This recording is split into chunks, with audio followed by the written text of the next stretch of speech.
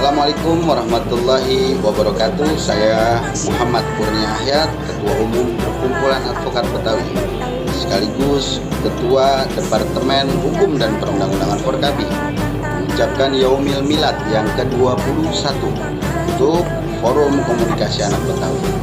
Semoga di usianya Forkabi yang semakin dewasa dan semakin bertambah, Forkabi menjadi sebuah wadah organisasi yang semakin maju dengan segala program-programnya yang berkualitas serta memberikan manfaat untuk seluruh umat manusia dan menjadikan kerjasama kita selanjutnya agar menjadi untuk lebih baik lagi, serta untuk melebarkan sayap dan memberikan manfaat untuk seluruh umat manusia di tanah air Republik Indonesia.